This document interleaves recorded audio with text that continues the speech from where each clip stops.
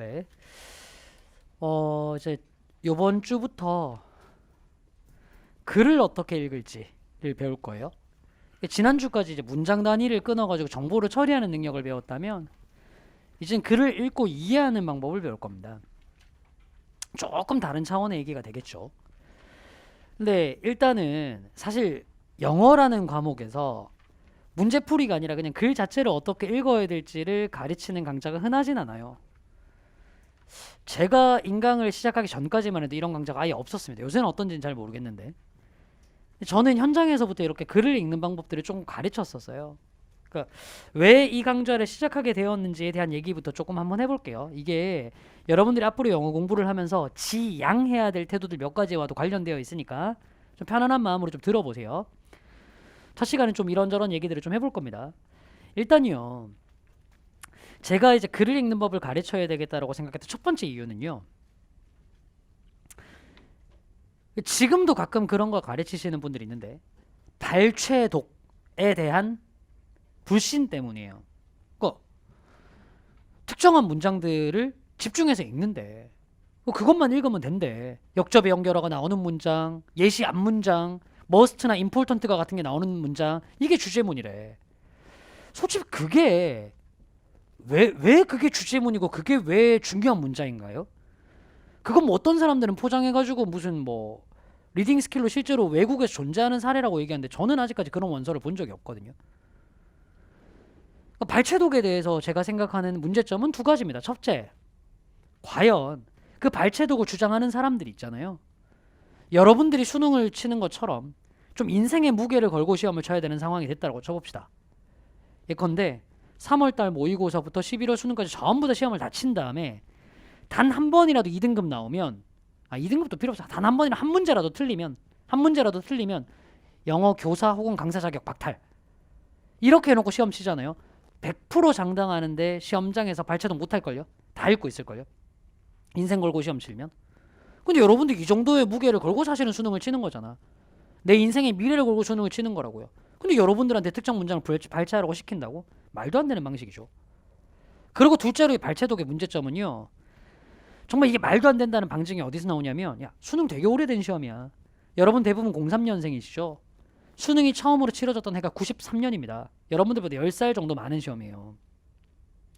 근데 이 수능이라는 시험이 다른 과목은 모르겠으니 영어는요, 거의 수능이라는 시험이 처음 출시됐을 때부터 지금까지 포맷이 별로 바뀌지 않았어요. 지문을 주고 주제를 찾으라, 빈칸을 찾으라, 순서를 골라라, 혹은 밑줄친 부분에 문맥상의 의미를 찾아라. 거의 초창기부터 계속 있던 포맷이 그대로입니다. 근데 이 많은 문장 중에서 특정한 것들만 쏙쏙 골라서 읽어서 답을 찾을 수 있는 방법이 실제로 존재했다면 이거 포맷 진작에 바뀌었을 거예요. 야, 수능이 얼마나 많은 직간접적인 자본이 투입되는 시험인데, 시험지 한 세트 수능 시험지 한 세트 만드는데 거의 10억이 넘는 돈이 들어가요. 아니, 교수님들 인건비만 생각해봐봐. 근데 그렇게 힘들게 만들어 놓은 시험지에서 특정 문장만 읽어도 답이 나올 수 있는 방법이 있다면 교수님들이 바보예요. 시험 형태 진작 바꿨겠지. 근데 이게 30년 동안이나 똑같은 포맷으로 존재를 해왔다니까. 난이도는 변해왔어도. 이거야말로 발췌독, 특정 부분만 읽고 답을 찾는다는 건 실제하지 않는다에 대한 강력한 방증이야. 첫 번째, 제가 드리고 싶은 말씀이 이겁니다. 저는 발췌독을 안 믿어요. 여러분들도 그렇게 읽으면 안 됩니다. 말도 안 되는 방법이에요. 이게요, 과목을 바꿔보면 얼마나 이게 말도 안 되는 방법인지 알거든? 생각해봐. 수학 문제를 풀어. 조건이 여러 개가 주어져 있는데 그 조건 중에 하나의 조건만 이용해서 문제를 풀 거야 라는 강사가 있어도 뭐라고 생각할래? 사기꾼이죠, 그냥. 국어가 있어요. 5개의 단락 중에 한 2단락만 읽고 핵심 단락이니까 이것만 읽고 문제를 풀 수 있어 라고 얘기하면 너 뭐라고 할래? 미친놈이죠, 그냥. 근데 이상하게 영어에서는 너네가 이게 통한다라고 생각한다니까? 특정 부분만 읽고 답 찾는 거. 이게 말이 된다고 생각하니? 말도 안 되는 소리라니까, 이거. 발췌독은 말도 안 됩니다. 그래서 그냥 읽을 줄 알아야 돼요. 첫 번째. 그럼 두 번째. 이건 뭐 완벽한 비판이라기보다는 좀 약간 회의감인 건데, 영어도 특정 문제 유형별 풀이법들이 많이 나옵니다. 저도 이제 필요한 경우는 그런 것들을 가르치기도 하고요. 근데 이건 어디까지나 평가원이 만들어 놓은 분류에 맞춰가지고 제가 이제 말씀을 좀 드리는 거죠. 근데 저는 뭐 특별하게 뭐 뭐 어떤 문제는 어떤 패턴으로 나왔을 때 이렇게 풀어야 된다라는 게 존재한다고 생각하진 않아요.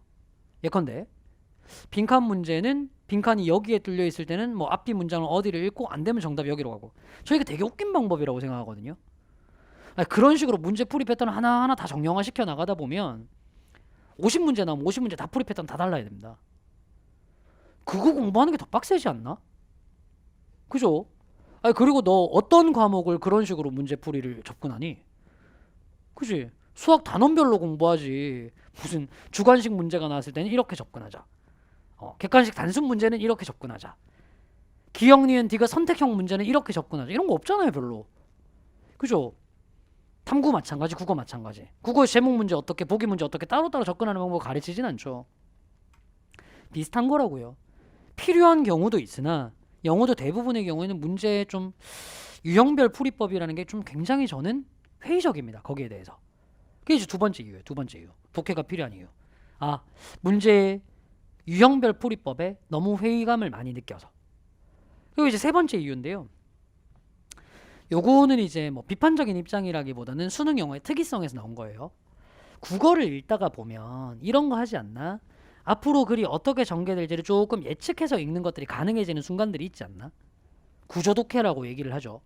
첫 단락에서 문제 제기가 나오면 뭔가 분석이 있고 거기에 대한 해결책을 제시한다거나, 첫 단락에 질문을 던지면 바로는 아니더라도 어딘가에서 뚝 떨어져서 답변을 제시를 해서 그걸로 이제 글의 내용을 완성한다거나. 무슨 말인지 아시죠? 근데 영어는 그 방법이 안 통해요. 수능 영어는 정확하게. 제가 방금 말씀드린 구조독해는 사실은 미국에서 나온 거예요. 영미권, 정확하게 영미권에서 글을 읽고 쓰는 방법을 수업의 형태로 만든 것들이에요. 그러니까 한국에서 만든 이론들이 아니라고. 근데 수능 영어는 왜 안 통하냐면 얘는 완결된 글을 주는 게 아니거든. 맞잖아. 전체 글에서 한 단락만 뚝 잘라서 줘요. 오해하지 마세요. 여기 있는 이 한 단락은 평가원 교수님들이 전체 글을 보고 난 다음에 그 글의 내용을 요약해서 새로 쓴 한 단락이 아니라 실제 그냥 긴 글에서 한 단락을 그냥 통째로 가지고 온 겁니다. 그냥. 그러니까 단락 자체로서의 완결성은 있을지라도 이거 자체가 글 전체의 내용은 아니에요. 기승전결이 다 갖춰져 있지는 않을 수 있다고요. 그래서 때로는 기출문제를 보다 보면 분명히 문제 제기가 있는데 해결책 없이 끝나요. 질문을 던졌는데 답변 없이 끝나요. 그런 경우들이 굉장히 많습니다. 근데 자꾸 이제 뭔가 국어에서 배웠던 것 같은 구조독해 방법론을 적용하려고 하다 보면 한계가 분명히 생겨요. 구조독해의 한계점. 그래서 저는 영어로 되어 있는 수능 지문은 읽을 수 있는 방법이 그냥 한 지문 한 지문을 천천히 읽을 수 있는 것밖에 없다 라고 생각하는 사람입니다. 다시 한번 정리하자면, 첫 번째, 발췌독은 말이 안 되니까. 두 번째, 문제 유형별 풀이법은 너무 지나치게 낭비스럽고 약간 회의적이라서요. 세 번째, 예측을 하면서 읽는 구조독해가 사실상 적용 안 되는 지문들이 너무 많으니까요. 하나하나 읽어갈 수밖에 없다는 게 제 지론이에요. 배경을 조금 설명을 드렸습니다. 그럼 어떻게 하나하나 읽어갈 건가요? 보여드릴게요. 자, 조금 다른 얘기랑 섞어서 갈 거니까 편하게 보세요. 요 책이 없습니다. 그러니까 모니터로 보시거나 칠판으로 보시거나 같이 한번 볼게요. 여행은 생각의 어려운 단어가 나서 midwife 뭐야 이거, 그치? 일반적으로 수능을 준비하는 학생이라면 이 단어 모르는 게 정상입니다. 지금 수능 수준 같으면 이거 100% 각주 달고 밑에 나올 거예요. 당시 2011학년도에서 14학년도 정도까지는 단어 난이도를 확 높여가지고 수능 문제를 어렵게 만드는 게 좀 흔한 방식이었어. 지금 뜻 하나 적어줘 볼게. 이게 이런 뜻이에요. 여러분들 굳이 외울 필요까지는 없는 단어입니다. 산파. 근데 적고 나서 좀 감이 좀 잘 안 오죠. 온 얼굴로 보여주네, 표정으로. 이 우리말로 적어놔도 이게 무슨 말인지도 잘 감이 안 와, 그지? 그래요, 그런 거예요. 여기서 제가 얘기를 조금 시작을 한번 해볼게요. 다른 얘기랑 섞겠습니다. 결국 다 연결되는 얘기니까 좀 가볍게 한번 들어보세요. 제가요, 생긴 걸 보면 딱 아시겠지만 법대 출신이에요. 네, 이번 시간에 준비한 드립은 이걸로 답니다. 근데 제가 그 졸업을 한 학교는요, 선후배 간의 관계, 동문들 간의 관계가 좀 되게 많이 좀 끈끈하게 만들어져 있는 학교거든요. 좋은 점이 되게 많습니다. 그래서 보통은 지금도 그런지는 모르겠는데 얼마 전에 저희 학교에 입학한 그 현장 조교 얘기 들어보니까 그때까지는 그랬더라고.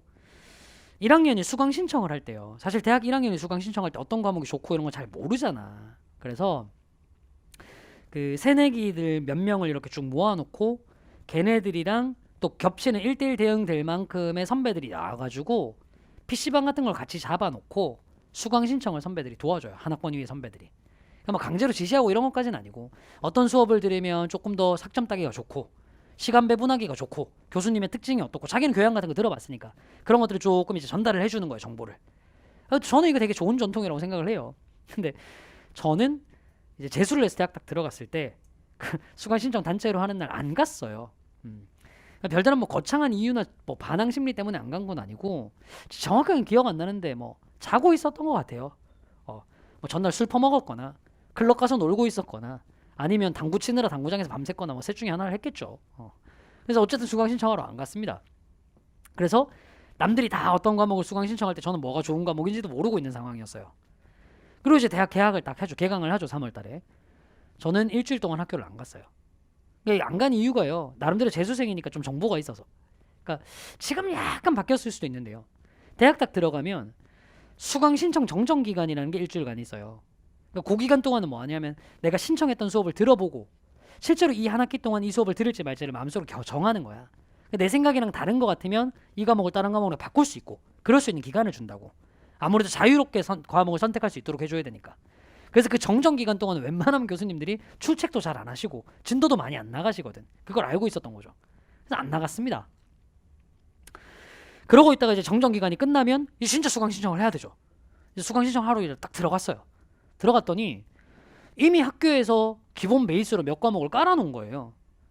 별로 안 듣고 싶은 과목들. 교양, 독일어.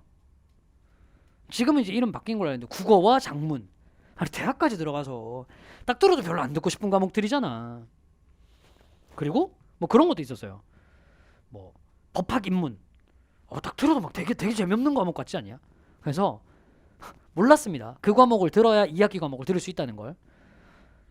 맘대로 지워버렸어요. 이래서 이제 선배들이 하는 얘기를 들어야 돼. 근데 뭐 맘대로 다 지워버렸어요. 그리고 내 맘대로 수강 신청을 했습니다. 어떤 과목을 수강 신청했냐면 이런 과목을요. 법, 철학. 왜 신청했냐면 이름이 있어 보이잖아. 다른 의미 없고 왠지 있어 보이고 뭔가 좀 재밌어 보이잖아요. 법인데 철학을 다룬다? 근데 이걸 신청을 했어요. 몰랐어요 그때는. 이게 4학년 전공 선택 과목이더라고. 근데 이제 전공 선택이라고 얘기하면 전공 필수에서 조금 심화 버전인 거거든. 근데 법대는 문과이긴 하지만 법대는 공부를 굉장히 많은 학과예요. 많이 하는 학과예요. 공부 엄청 많이 하는 학과입니다. 그래서 법대도 공부가 조금 어려운 학과예요. 파고 들어가기 시작하면. 아니, 안 파고 들어가도 학부 때부터 어려워요. 우리를 기준으로 얘기하면 우리 때는 보통 한 과목 같은 거 중간고사 치면 한 과목의 중간고사 범위가 기본 한 700페이지에서 1300페이지. 뭐 이 정도가 그냥 보통이었던 그런 학과였거든요. 근데 이게 4학년 전공 선택이야. 얼마나 난이도가 빡셌겠니. 근데 그 중에서도 이거는 전공 선택 중에도 어렵기로 유명한 과목 중에 하나. 여러분들 선택 과목으로 얘기하면 화투 정도에 해당하는 과목이었어요. 근데 그걸 이제 1학년에 듣겠다고 신청한 거야. 몰랐죠. 첫날 딱 이제 수업을 들으러 갔어요. 75분 이제 첫 시간 수업을 하는데 그중에 50분 정도 교수님이 말씀하셨는데요. 진짜 농담 하나도 아니고 이게 한국말이라는 것까지만 알아듣겠고 그 다음 아무것도 못 알아듣겠는 거예요. 되게 심란해졌었습니다.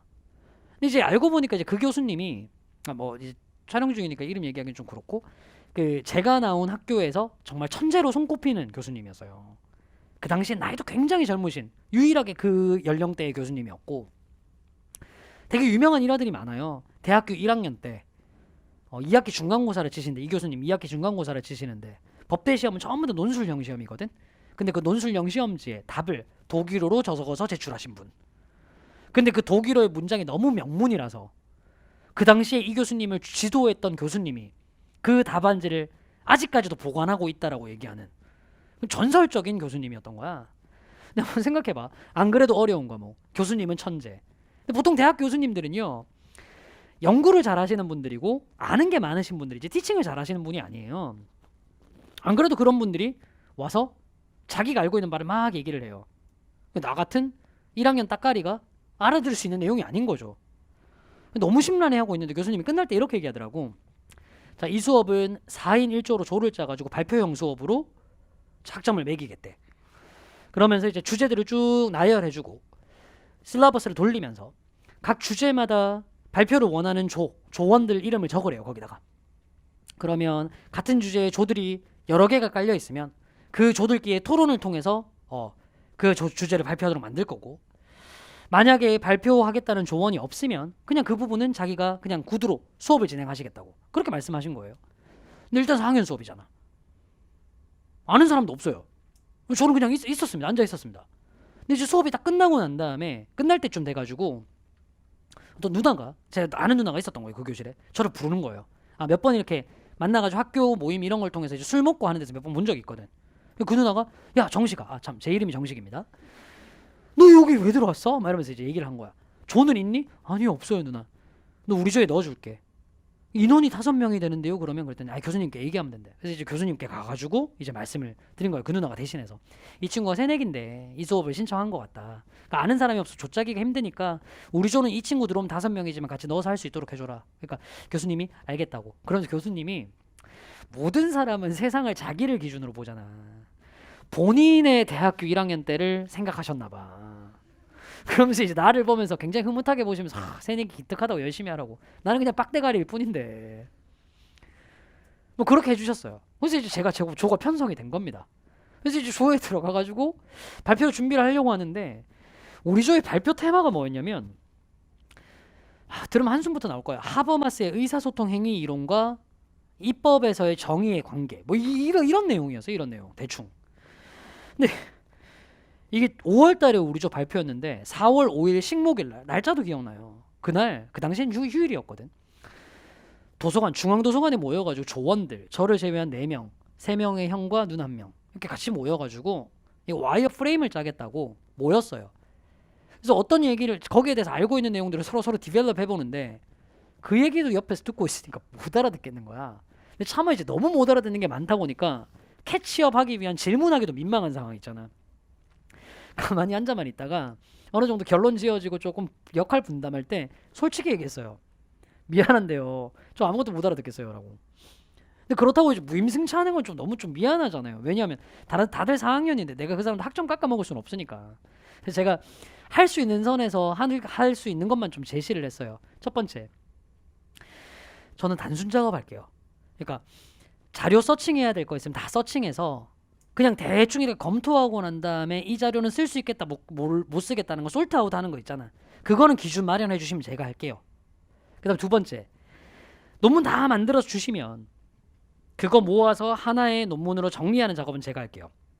이게 그렇게 단순한 작업만은 아니거든. 왜냐하면 각각이 준 내용들을 목차도 다 맞춰야 되고 말투도 다 맞춰야 되고 하면 그거 제가 할게요. 그리고 세 번째, 너무 민망하니까 모이는 일이 있을 때마다 밥이나 커피는 제가 살게요. 뭐 이렇게 얘기를 했어요.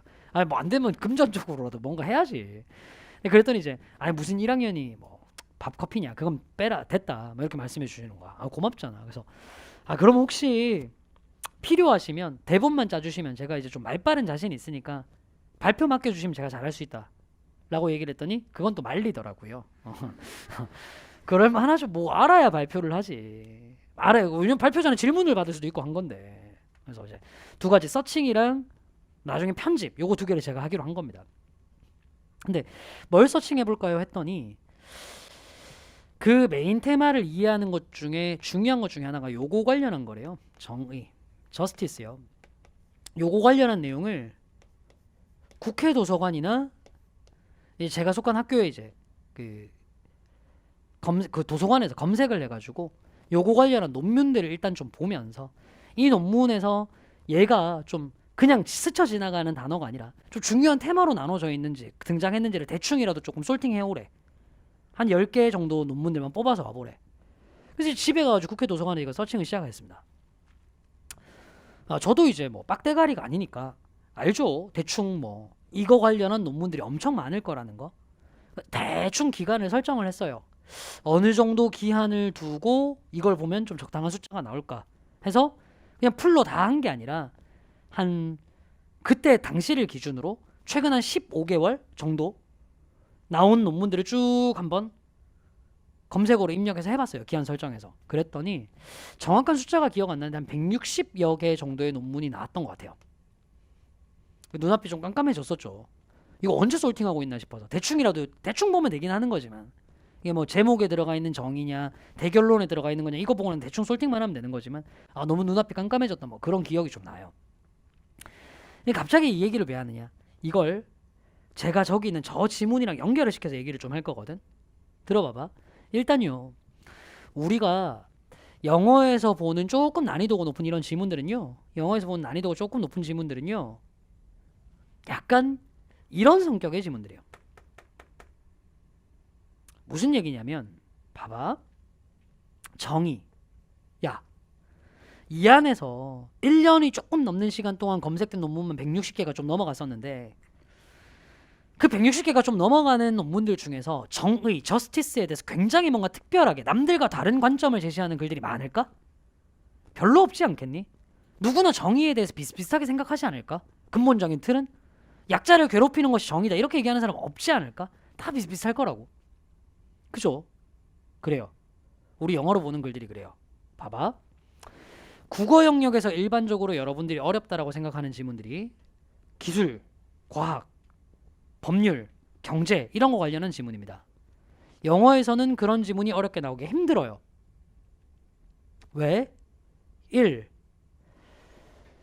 과학기술이나 법률이나 경제 관련한 지문은 용어가 난해한 경우가 많아요. 근데 이거 외국어로 시험 치잖아요. 딱 봐도 알겠죠? 어느 정도 이상 용어를 어렵게 못 내요 이건. 그다음 두 번째, 그 해당하는 지문들의 난이도가 높은 이유는 정보량이 많아서인 경우가 많아요. 근데 영어는요, 어차피 한 달락으로 출제돼요. 정보량이 많기가 힘들어요. 그래서 과학기술이나 법이나 경제 지문이 나오더라도 킬러 지문으로는 안 나옵니다. 기껏 해봐야 그냥 사례 위주의 지문으로 나오는 게 다죠. 그럼 영어에서 조금 난이도가 높은 지문들은 전부 다 뭐냐? 이런 거거든. 누가 봐도 뻔한 진리일 수 있는 인문, 철학, 사회과학적인 지문들이요. 알고 보면 되게 뻔한 진리인 것들이잖아. 아니 생각해봐봐. 인문과학적인 어떤 철학적인 진리들은요, 대부분의 경우에 인류가 살아오면서 별로 변한 적이 없는 진리들이에요. 생각해봐. 야, 주권국가의 개념이 소크라테스가 살았던 시절이랑 지금의 세월이랑 뭐가 얼마나 다르겠냐. 비슷비슷하게 보죠 뭐. 그쵸? 인간의 자유에 대한 개념이 르네상스 시기랑 지금이랑 뭐 얼마나 달라져 있겠냐고. 비슷비슷한 내용이에요. 비슷한 내용들. 그래서 영어 지문을 보다 보면 소재가 막 겹치는 것들이 되게 많은 것처럼 느껴지는 거야. 뻔한 내용들을 담고 있는 글들이 워낙 많다 보니. 무슨 말인지 납득됐어? 근데 생각해봐. 그렇게 많은 뻔한 내용을 담은 글들 중에 일부만이 논문 심사 과정을 통과해서 이렇게 국회 도서관에 등록될 수 있을 거라니까. 그렇게 등록될 수 있을 만큼의 통과된 논문들 혹은 출판된 책들 중에 일부만이 수능에서 좋은 글이라고 실리게 될 거라고. 납득되죠? 어떤 글이 도대체 통과하고 어떤 글이 그렇게 출판될 수 있는 건데? 어차피 다들 뻔한 진리인데. 여기가 시작이야. 여기가 시작이라고. 두 가지예요. 일반적으로 출판되거나 실릴 수 있는 글들은 첫 번째, 굉장히 독특한 통찰력을 보여주는 글들요. 사람들이 봤을 때 하고 누구나 깨달음을 얻을 수 있는 글들요. 사실 근데 이러기는 쉽지 않다는 건 너도 알겠죠. 웬만한 글들은 대동소이할 거니까. 간혹 그런 글들이 있겠지만 그건 시험지 한 세트에서 하나 보일까 말까 할 거예요. 납득되지? 그럼 두 번째, 어떻게 해서 실리게 된 걸까? 통찰력도 다 고만고만한데 포장을 굉장히 그럴듯하게 하는 겁니다. 제가 문장편 강좌에서도 얘기를 했던 사례인데 이런 거죠. 실제로 존재하는 책인데 The Art of Loving, 사랑의 기술이라는 책이 있어요. 여기에 누구나 사랑에 빠질 수 있다라는 유의 문장 내용이 있습니다. 상황을 가정해 봅시다. 네가 서점에 갔어요. 자, 도서 코너에서 사랑의 기술이라는 책을 발견했어요. 첫 페이지를 넘겨봅니다. 그랬더니 그 안에 누구나 사랑에 빠질 수 있다라고 적혀 있어요. 너 같으면 그 책을 사겠니? 살 이유가 없죠. 아니 뻔한 제목에 너도 쓸 수 있을 만한 내용이 적혀 있는데 그걸 왜 사요? 그래서 실제로 이 글의 작가인 에리 프롬은 그 말을 다른 식으로 포장합니다. 이렇게요. 예외적 개인의 현상이 아니라 집단적 보편적 현상으로서의 사랑에 대한 믿음은 인간의 이성에 기반을 둔 합리적 판단이다. 이렇게 적어놓으면 물론 우리처럼 생각하고 싶지 않은 사람이 뭐래요, 덮어버리겠지만 조금 논문 같은 걸 읽어볼 만한 지적 호기심이 충분한 독자라면요, 이건 무슨 신박한 개소리지? 라고 고민을 좀 해보고, 야, 내용 고민 좀 되면 책을 한번 사서 읽어보게 될 거라고요. 이게 우리가 보는 되게 뻔한 진리를 담고 있는 인문 철학적인 글들이 팔릴 수 있는 방법인 거예요. 됐어요? 이걸 여기다가 그대로 적용해 볼게요. 여행은 생각의 산파다라는 말은 알고 보면 뻔한 진리일 거예요. 알고 보면 뻔한 진리일 겁니다. 저기 정의에 대해서 쓰여져 있는 숱하게 많은 글들 중에서. 근데 하필이면 이 글이 뭔가 수능을 위해서 혹은 그 전에 출판물로서 뽑힐 수 있었던 이유는 그 뻔한 진리를 굉장히 특이한 말들로 포장을 해놨기 때문일 거라고. 근데 글이라는 건 애초에 필자가 자기의 생각을 드러내기 위해서 써놓은 거거든. 그러니까 이 속에 있는 뻔한 진리는 읽다 보면 우리에게 펼쳐져서 나올 거야. 그걸 지금부터 읽어서 한번 풀어보자고 같이. 됐지? 첫 문장부터 읽어야 될 거 아니야. 확인 한번 해볼게요. 그냥 생각해봐. 이 첫 문장은 무엇과 무엇에 대한 글이죠? 여행과 생각에 대한 글이에요. 이건 어렵지 않지. 이 정도 잡아놓고 시작해보자고. 이 글은 뭔지는 모르겠으나 여행 그리고 생각에 대한 글일 겁니다. 됐죠? 자, 그리고 하나 또 생각해봅시다. 야, 글이라는 건 필자가 자기 생각을 전달하는 도구잖아. 그러면 아무 의미 없는 문장들을 쭉 나열해놓고 글이라고 얘기하진 않을 거야. 조정식은 아침에 일어났다. 지금은 겨울이다. 딸기는 맛있다. 커피는 쓰다. 이게 무슨 글이에요? 글이라는 건 의미 있는 문장 간의 결합이야. 즉, 이 문장과 다음 문장, 그 다음 문장은 전부 다 유기적으로 결합되어 있는 걸 거라고. 그걸 염두에 두고 읽어볼게. 되게 단순한 진리인 거죠. 유기적으로 결합되어 있을 거라고.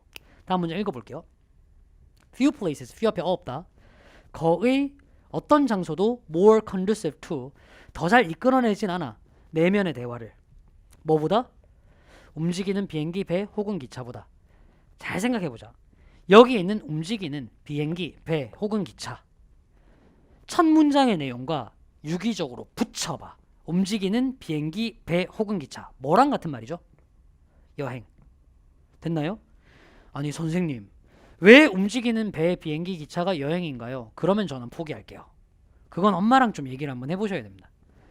근데 제가 지금 이 수업에서 요구하는 지적 수준은 딱 이 정도야. 얘랑 얘가 맥락상 같은 말임을 연결할 수 있겠다 정도. 됐어? 자, 그럼 내가 한 가지 퀴즈를 더 내볼게. 어차피 이 문장은 처음부터 여행 얘기만 한 게 아니라 여행과 누구에 대한 얘기를 했죠? 생각. 그럼 두 번째 문장에서도 뭔가 생각과 관련한 표현도 등장할 수 있지 않겠어? 찾아보실래? 생각 관련한 표현.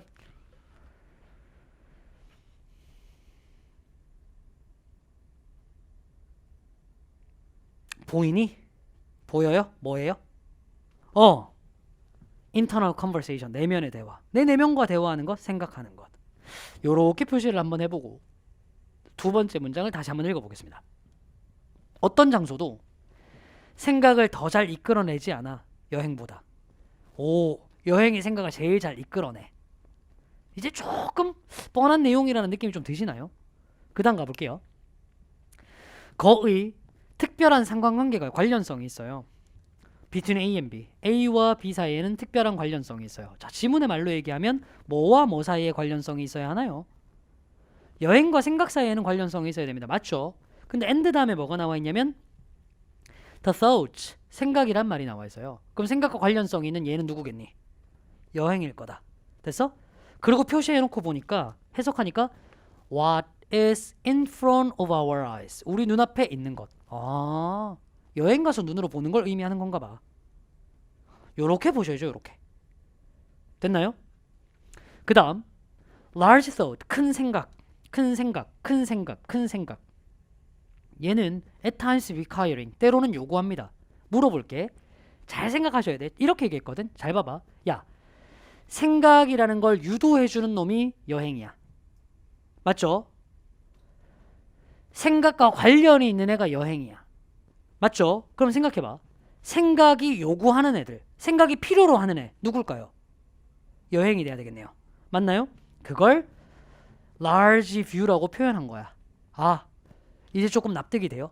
아, 그럼 이제 이렇게 좀 생각할 수 있지 않을까? 여기 있는 view는 또 관점, 견해 이런 뜻이 아니라 진짜 여행 가서 보는 풍경 그대로예요. view. 이제 조금 납득이 되죠? 그 다음 New thought, 새로운 생각은요. 생각이다. 뭘 요구하겠니요? 여행. 이렇게겠네. 새로운 장소. 아, 요건 여행이라는 느낌이 팍 들어. 새로운 장소. 여행하는 장소. 괜찮죠? 다음 문장 갈게. Introspective reflection. 내면을 바라보는 심사숙고. 이거 이제 생각인 거 알겠죠? 이 생각이라는 놈은 are liable to stall. 배회하기 좋고 방황하기 좋은 놈이야. 근데 이런 생각이 are helped along by. 도움을 받아요. 물어볼게요. 생각하세요. 이 지문에 따르면 생각이라는 친구는 누구의 도움을 받는 거죠? 여행에 의해 유도되고 여행을 필요로 하는 친구잖아. 아! 뒤에 있는 말 읽어보니까 오케이. 풍경의 흐름. 여행이란 느낌이 물씬 풍기는 표현이죠. 납득됐나요? 자, 그 다음 문장에 내가 요렇게 표시 하나 해볼게요. 왜냐하면 요거 여러분들이 좋아하는 표현대로 얘기하면 뇌절이 오기 딱 좋은 문장입니다. 됐죠? 잘 봐. 들어가기 전에 내용을 좀 정리해보면 이렇게 돼. 야, 생각을 제일 잘 유도하는 곳이 여행이야. 여행과 생각 사이에는 특별한 관계가 있어. 큰 생각은 큰 여행을 필요로 해. 새로운 생각은 새로운 여행을 필요로 해. 생각은 여행에 의해 도움을 받아. 이 내용을 얘기하고 있는 거라고. 내용 납득됐니? 자, 이제 요 문장 읽어볼게요. 마음은 적절하게 생각하기를 reluctant to, 꺼릴 거야. 마음은 적절하게 생각하기를 꺼릴 거야. 얘들아, 생각이라는 걸 제대로 한다고요? 안 한다고요? 안 한다라고 한 거야. 적절하게 생각하기를 꺼린다고. when, 블라블라 할 때. 뒤쪽에 나오는 내용은 생각이 일어나지 않을 조건을 언급한 걸 거야. 이해 갔니? 이 지문에 따르면 생각은 언제 일어나는 거라고 했었죠? 여행을 할 때. 그럼 생각이 안 일어나려면 어떤 조건이 주어져야 될까요? 여행이 없을 때. 됐니? 뒤에 말을 읽어볼게요. 생각이 모든 것일 때. 어떤 모든 것? 그 마음이라는 놈이 하기로 되어 있는. 잘 봐. 마음이 해야 될 일 모두를 다 합쳐봤을 때 뭐밖에 없는 거야? 생각밖에 없는 거야. 누구의 마음을 불러놓고 야, 너는 생각만 해! 라고 한 거야. 지문의 말로 붙여놓으면 여행이 있는 상황이에요? 지금 없는 상황이에요? 없는 상황이야. 마음을 불러놓고 너 생각만 해! 라고 한 거라고. 여행 못하는 상황이잖아. 아, 여행이 없을 때란 뜻이구나. 이거 맥락상. 이제 됐니? 이제 됐어요? 다음 문장 보겠습니다. 그 임무, 즉 이 생각만 해야 되는 여행이 없는 임무는 그래요. 사람을 마비시켜요. 제대로 안 된다고. 이제 괜찮죠? 뭐만큼? 뭔가 농담을 해야만 한다. 혹은 의무감의 어떤 액센트를 모방해야만 한다. 이런 상황만큼이나 사람을 마비시키는 거야. 그 다음 갈게요. 생각이라는 건 improves, 개선됩니다. 블라블라 할 때 생각합시다.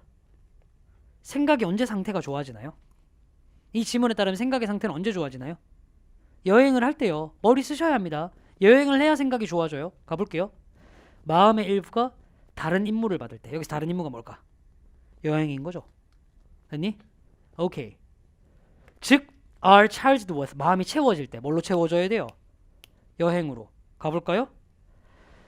음악을 듣거나 혹은 나무의 흐름을 따라가는 것. 야, 딱 봐도 여행의 느낌 딱 들지 않아?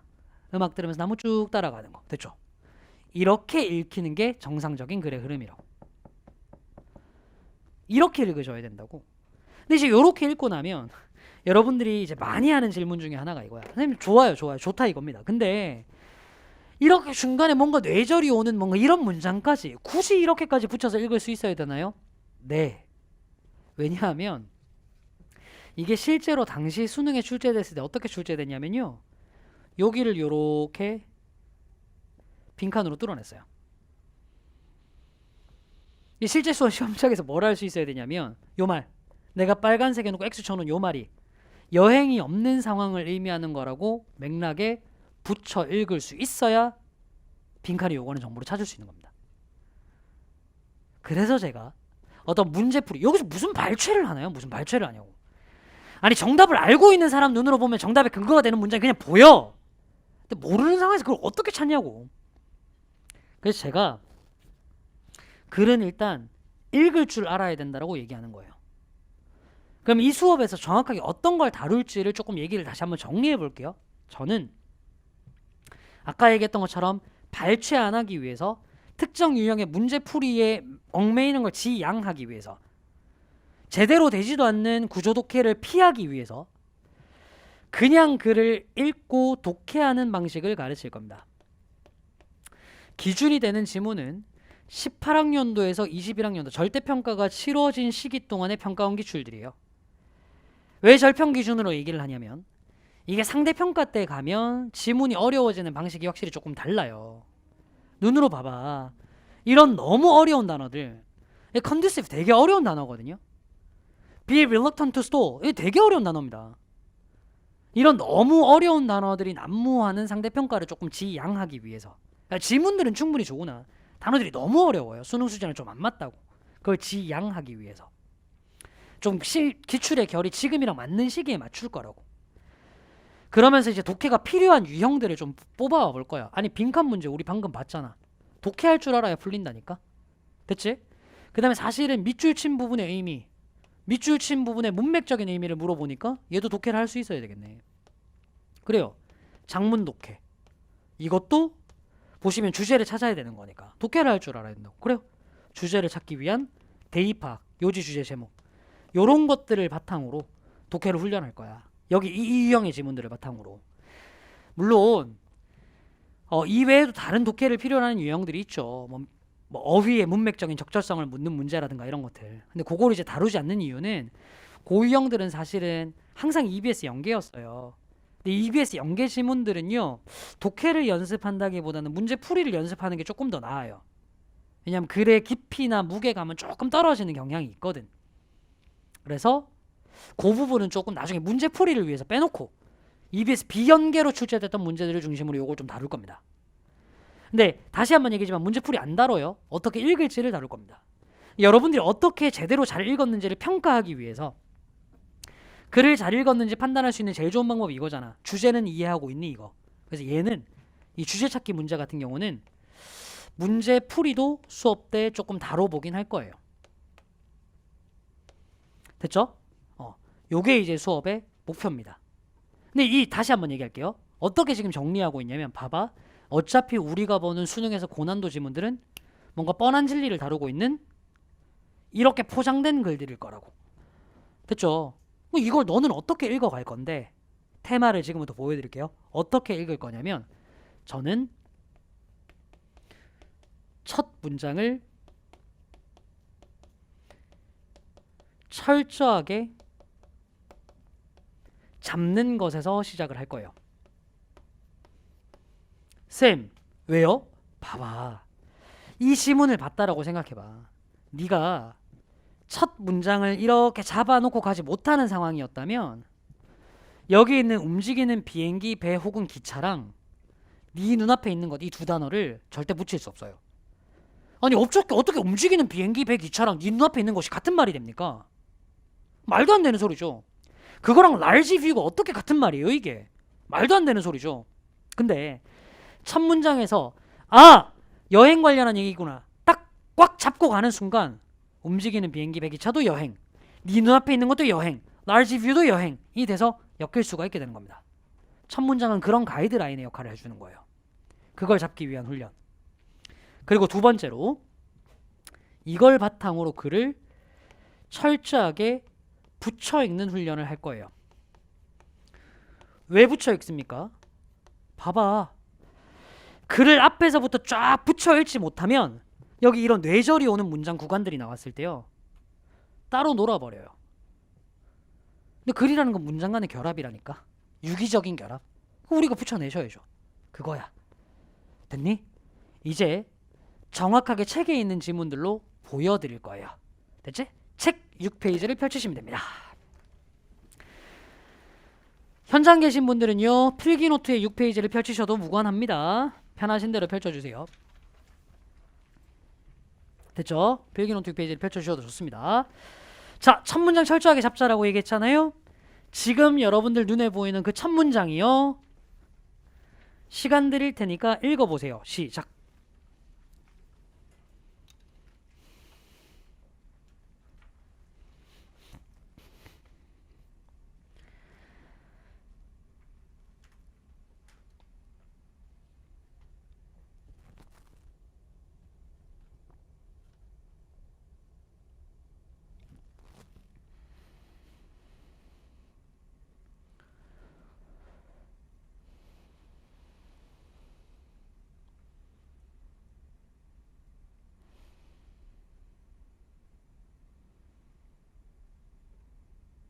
오케이. 이 정도면 한번 읽을 수 있는 시간은 된 것 같아. 물어볼게. 그냥 지문 보지 말고 대답해봐. 나보고 대답해봐. 뭐래? 소설 이런 망하는 거라니까. 대충 읽은 거는 같은데 이게 뭔 소린지. 그럼 망하는 거라고. 기준이 없잖아 이제. 그리고 현장에 계신 분들은 풀 모의고사 문제 풀어봐서 알 거 아니야. 첫 문제 딱 요 정도로 붕 뜨게 읽으면 글이 어떻게 읽힐지. 안 읽혀요 그냥. 혹시나 뭔가 구조적인 문제가 있나? 한번 읽어볼게. 첫 문장 같이 봐봐. 여러분들이 읽은 것보다는 꼼꼼하게 읽어드릴게요. 소설의 이론가들은 공통적으로 그 장르를 정의합니다. 소설 이론가들이 정의하는 그 장르는 뭘까요? 소설이겠죠, 소설. 됐죠? 전기적인 형태로 정의합니다. 어떤 전기적인 형태? 18세기 후반 그리고 19세기에 유행한 어떤 장르요. 됐나요? 여기서 이건 뭐야? 투? 일단 첫 번째로 여러분들이 해석에서 조금 어려움을 많이 겪는 기간이 여기 투예요. 갑자기 문장에서 이게 왜 등장했지? 이런 거. 조금 정리를 한번 해볼게요. 어떤 문장을 봤는데 주어 동사로 이루어진 문장이 쭉 나왔는데요. 어느 정도의 의미 전달이 완결이 됐어. 아까 좀 전에 얘기했던 거. 소설이 정기적 형태래. 이게 18에서 19세기 동안 유행한 거래. 이 정도 의미 전달 다 끝나지 않았어? 근데 갑자기 투 뚝 던진다. 얘 어떻게 처리할까? 자, 이제부터 독해할 때 이렇게 처리하는 겁니다. 의미가 끝난 것 같은데 갑자기 투가 나왔어요. 계속 이렇게 내가 연습할 거야. 얘는 전부 다 주어의 동작이야.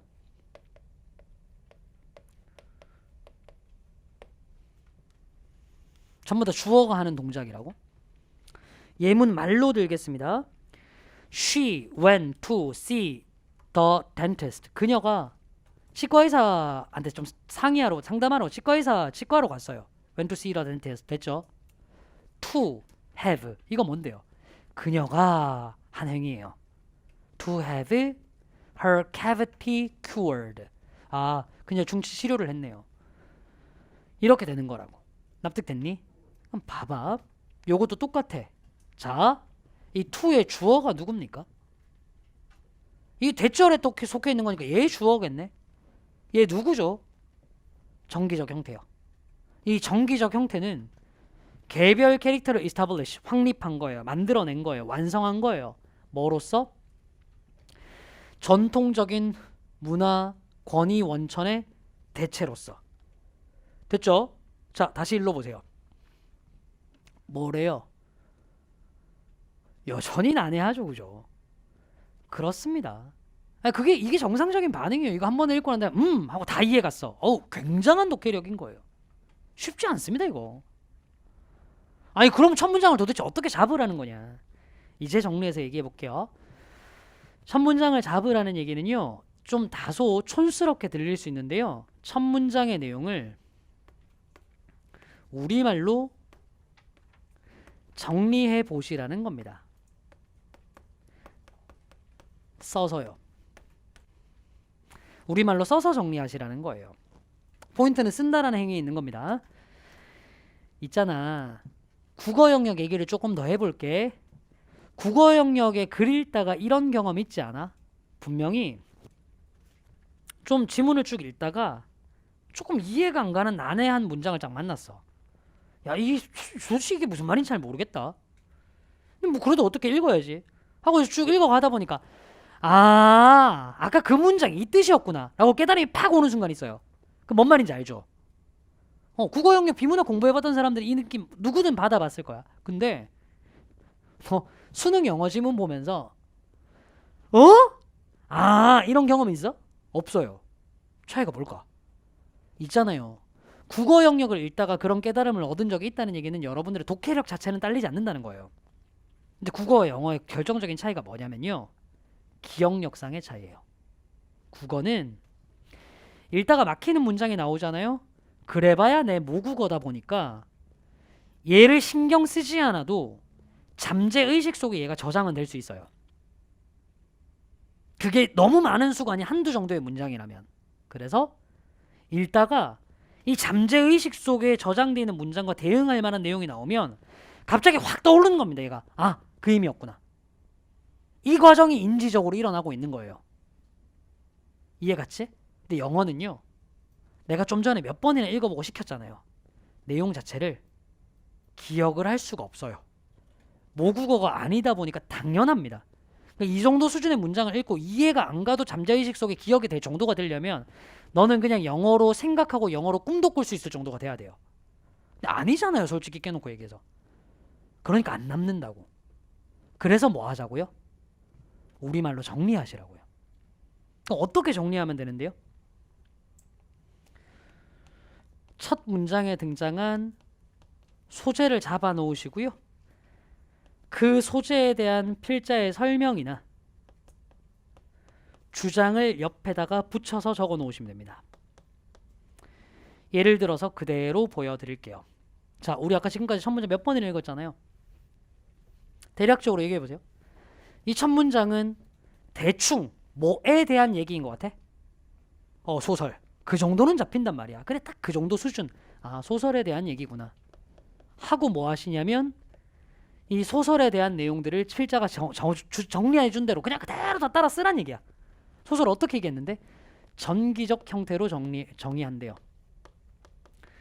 전기적 형태로 정의합니다. 더 갈게요. 근데 이 소설이란 전기적 형태는 18세기 후반에서 19세기에 유행한 거래요. 더 갈게요. 그리고 이 소설이란 전기적 형태는 to establish, 완성시켜냈어. 개인의 어떤 캐릭터를 완성했어요. as, 뭐로써? 전통적인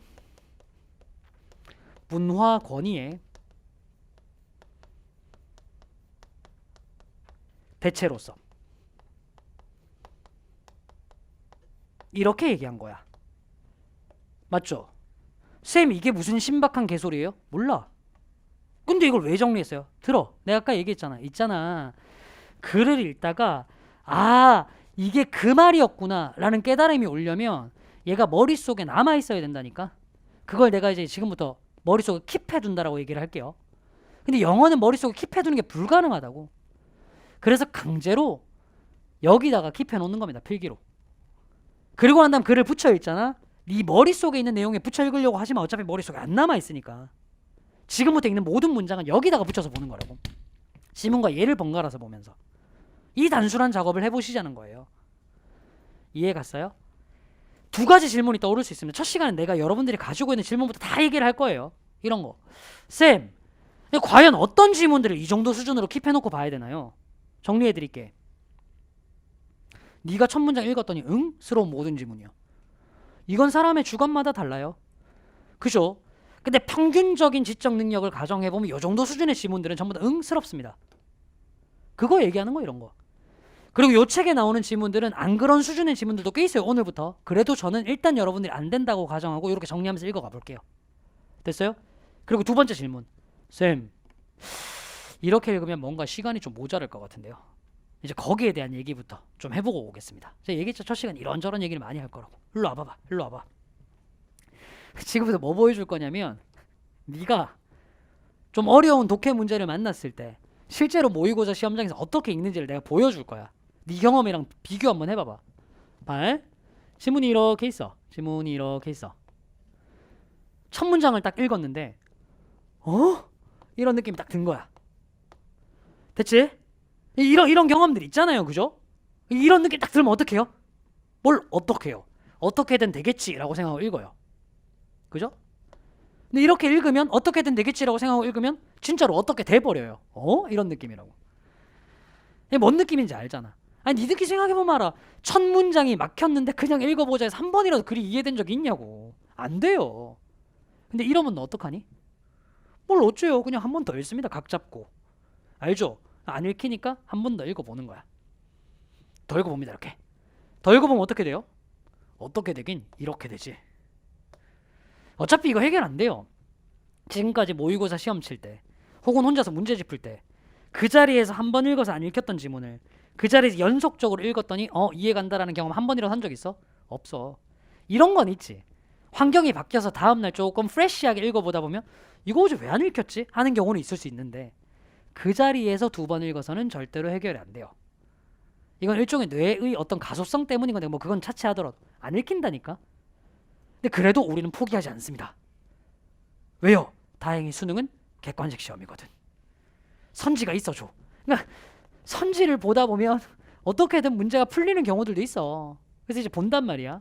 그리고 우리는 굉장히 훌륭한 한국의 주입식 교육을 받은 학생들이에요. 객관식 문제를 뭔가 기똥차게 풀어요.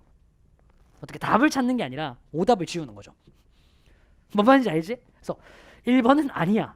왜 아닌지 설명해보라 그러면 몰라요. 어쨌든 얘는 아니야. 근데 진짜 신기하다. 진짜 얘 답 아니야. 뭔 말인지 알지? 네가 과감하게 지운 것들이 진짜 답 아니야. 2번 애매해서 남겼어. 어떤 심리인지 알죠? 3번 아니야. 4번 아니야. 5위에 있는데 5번 애매해. 이 상황 되면 이제 어려운 문제인 거야 이거. 아무리 지문이 어려웠어도 선지에서 헷갈리는 게 하나밖에 없어. 그럼 쉬운 문제. 2개 이상 헷갈려? 어려운 문제. 이렇게 되는 거라고. 근데 봐봐. 디테일 보이니? 내가 지금 약간 세모의 사이즈를 다르게 해놨죠? 실제로 네가 문제 풀 때도 그럴걸? 분명히 2개를 남겨놨지 네 마음속에 조금 더 정답으로 기울어져 있는 게 있어요. 실제로는. 그래서 어떻게 했냐면 요 안에 들어있는 구절 있잖아. 요거를 빠르게 눈으로 딱 보면서 지문을 찾아냅니다. 뭔가 묘하게 일치하는 구간이 있어요. 이게 답이 맞는 것 같아. 뭔가 확신이 조금 들어. 찝찝하지만 답 체크. 찝찝함이 커요? 별표 쳐야죠. 그죠? 그리고 이제 쭉 넘겨서 다른 문제를 풉니다. 다행히 이제 이게 뭐 한 문제 정도 나오면 쉬운 시험이었던 거고 이게 한 2-3문제 나오면 이제 시험이 좀 어렵게 느껴지기 시작해요. 시간 안 남으면 이걸로 끝. 시간 남으면 뭐 하죠? 나머지 다 마킹하고 이걸 봅니다. 영어는 시간 애매하니까 그죠? 나머지 다 마킹하고 이걸 딱 봐요. 고민을 하죠. 보통 고민할 때 이걸로 고민 안 합니다. 얘 놓고 고민하죠. 둘 놓고. 그리고 막 지문의 내용에 대한 상상을 막 더해봐요. 그러다가 앞에서 감독관이 얘기합니다. 자, 이제 마킹 마무리하세요. 마음이 급해져요. 그래서 답 고칠 때 나머지 문제는 다 샤프로 답 체크되어 있는데 얘는 컴사로 답 체크해요. 이거 무슨 말인지 알잖아. 우리 전부 다 공유하고 있는 경험이에요. 이거 전부 다 공유하고 있는 경험. 그래서 채점을 해봤는데 맞아요. 그러면 이 문제가 어려웠던 그 기억은 날아가 있어. 그냥 네가 원래 알던 문제야. 근데 틀리잖아요. 그럼 이제 그때부터 이제 온갖 얘기를 다 하는 거야. 쌤 답 고쳤다 틀렸어요. 아니 뭐 안 고쳤는데 또 틀렸어. 그러면 둘 중 하나 고민하다가 틀렸어요. 이게 무슨 빡대가리 같은 소리야. 원래 모든 사람은 2개 혹은 3개 놓고 고민하다가 틀려요. 아니 선지 5개가 다 고민돼. 그럼 시험을 안 쳐야지 사실은. 웬만하면 1-2개는 다 걸러진다고. 누구나 다 똑같아. 그 과정까지는 가. 이게 실력이지. 근데 내가 이제 정답 찾는 얘기를 하고 싶은 게 아니라 이거야. 야 도대체 몇 번 읽은 거야 이거? 몇 번 읽었냐고. 그래놓고 시간이 모자라고 말고를 얘기해요? 나 같으면 1000문장 읽고 응스러웠을 때 저거 한 번 해서 꼼꼼하게 한 번 읽겠다. 그게 훨씬 나아요. 생각보다 이거 타임랩스도 짧게 끊겨요. 저랑 같이 이 지문을 꼼꼼하게 붙여서 읽어볼게요. 딴 거 안 하고 생각만 하겠습니다. 여기다가 붙이는 것만 생각하겠습니다. 타임랩스 확인하기 위해서요. 뒤에 있는 시계 확인만 한번 하고 갑시다. 지금 몇 분이죠? 32분하고 35초 정도로 지나고 있습니다. 맞나요? 괜찮죠? 자, 읽어볼게요. 여러분들 뭐만 해주시면 되냐면 제가 제시하는 내용에 대해서 생각만 해주시면 돼요. 됐죠? 읽어볼게요. 여기다가 붙일 거다. 카메라 살짝 왔다 갔다 좀 해주세요. 다 맞춰지게. 가볼게요. 소설 얘기네. 소설 얘기. 오케이. 좋습니다. 됐죠? 얘는 이 사람이 주장하는데 형태를 줌으로써 형태?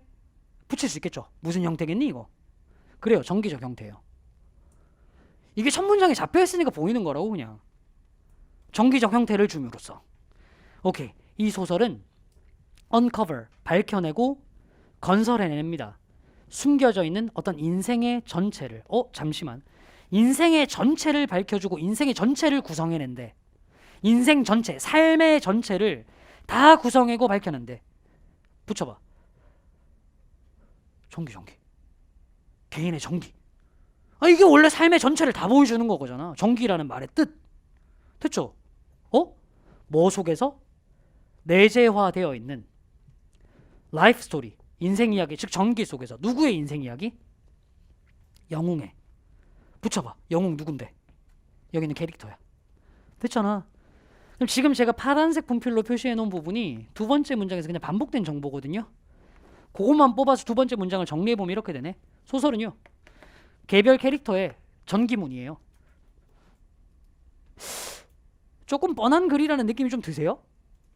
소설이 이런 거라는 거 모르는 사람 없을 텐데 아마. 또 가볼까?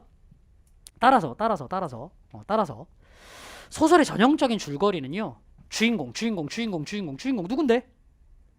캐릭터네요. 캐릭터. 주인공. 이 주인공이라는 놈이 잘 보셔야 됩니다. Quest for authority within. 내면에서 권위를 추구하는 거예요. 주인공 내부에서 권위를 추구하는 거예요. 언제요? 그 권위가 외부에서 발견될 수 없을 때. 계속 권위 얘기를 하고 있어. 어디쯤에 붙여야 될지 느낌 좀 오니? 여기 붙는 내용이겠네. 생각해볼까 근데? 봐봐. 외부에 권위가 없을 때 주인공 내부에서 권위를 찾는 거래요. 즉 주인공이 무슨 역할을 하는 겁니까? 권위의 역할을 하는 거예요. 보세요. 캐릭터가 권위를 대체한다고요. 같은 말이잖아. 됐지? 붙일게. 요 얘기가 주인공의 내부에서 권위를 추구한다는 의미야. 괜찮아요? 됐어요? 계속 갑니다. By this accounting, 이런 설명에 의해서 소설 속에는 객관적인 목표가 없고요. 단지 주관적인 목표만 있어요. 어떤 주관적인 목표? 법칙을 찾으려는 목표인데 이 법칙은 반드시 개인에 의해 창조된 법칙이에요. 여기서 개인은 누굴 얘기하는 걸까? 얘죠. 얘에 의해 창조된 법칙만 추구해요. 이거 추구하는 거네. 자기가 만든 법칙.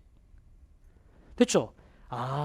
여기는 내부의 권위를 추구한다는 건 또 다시 얘기하면 주인공이 만든 주관적인 법칙. 이걸 추구하는 게 소설이래요. 조금 느낌이 와요? 파란색으로 내가 표시해 놓은 게 글에 반복되고 있는 구조거든? 소설은 전기적인 글이야. 주인공의. 근데 그건 주인공의 주관을 따르는 글이라고. 이건 뭐 당연한 얘기 아닌가?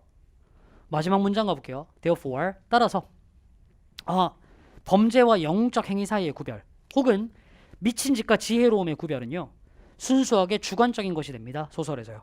그래요. 소설은 주관적인 거예요. 됐나요? 그리고 그런 것들은 어쨌든 판단됩니다. 물어볼게요. 소설의 주관성 누구에 의해 판단되니? 주인공에 의해서, 개별 캐릭터에 의해서, 히어로에 의해서. 맞나요? 확인해 볼게요. 특징과 복잡성에 의해서. 개인의 의식의 특징과 복잡성에 의해서요. 됐잖아. 지문에서 반복된 구간이 파란색으로 표시되어 있는 얘기예요. 지문의 내용 정리 한번 해봐. 눈으로. 이거네. 야, 소설은 누가 등장해? 개인이, 히어로가, 주인공이. 얘의 전기를 보여주는 거야. 됐어? 어떤 형태로? 얘의 주관적 법칙을 따르는 형태로. 끝. 이게 뭔가 되게 새로운 얘기니? 아까 여행은 생각의 산파다랑 뭐가 달라? 정리할게요. 보세요. 우리가 보는 글들 다시 이런 거라니까. 뻔한 진리야. 표현만 세게 해놓은 거죠. 자, 이런 얘기까지 정리 다 해봤어? 랩타임 끄는 거 한번 보세요. 뒤에 확인해 보세요. 38분 정도 됐죠. 6분 걸렸어요. 봐. 내가 내용을 입 밖으로 소리내서 읽으면서 여러분들한테 생각하는 시간 줬을 때 이 정도 시간 걸립니다. 네가 눈으로 읽어내잖아요. 훨씬 더 빠르게 처리할 수 있어요. 단 익숙해지기만 하시면요. 그러니까 제발 부탁이니까 시간을 구애받지 말고 초반에는 촌스럽더라도 이렇게 좀 해주시기 바랄게요. 그럼 이번 시간에 배웠던 거 정리 조금 하면서 저랑 약속을 조금 정하도록 합시다. 됐죠? 자, 우리는 앞으로 되게 뻔한 인문학적 진리가 포장되어 있는 방식들의 글을 많이 접하게 될 겁니다. 그 포장을 풀기 위해서 첫 문장 철저하게 잡고 붙여 읽을 거예요. 그리고 제가 이제부터 수업 때 필기하는 방식을 보여드릴게요.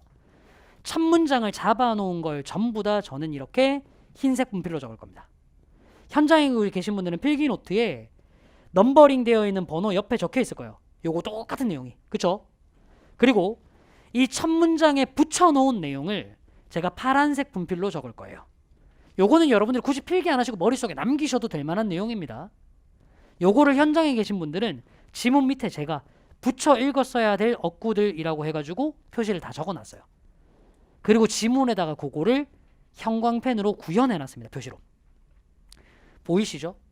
그리고 요렇게 글을 읽어가기 위해서 매 지문 들어갈 때마다 인트로에서 이렇게 구문 설명을 좀 해드릴 거예요. 조금 어려운 구문을. 그거는 구문 설명의 핵심적인 부분을 빨간 분필을 사용하도록 할게요. 그거는 현장 계시는 분들은 맨 밑에 형광펜으로 네모 박스에 해놓고 제가 넣어놨습니다. 이렇게 수업을 진행하도록 할게요. 수업 때 정보를 놓치는 게 있더라도 얘가 사용하는 분필 색깔 보면서 아 파란색 분필 쓰고 있네, 내용 붙이고 있나 보다, 이렇게 멀리 빨리빨리 쓰고 따라와 주시라고. 됐죠? 자, 그럼 지금 남아있는 설명이 딱 2개 있거든. 아니 대체 다 좋아. 근데 소재는 어떻게 잡을 건데? 아니 대체 뭘 어떻게 붙여 읽는 거야? 관련한 얘기부터 5분 쉬고 다음 시간부터 가도록 할게요. 45분까지 들어오도록 하세요.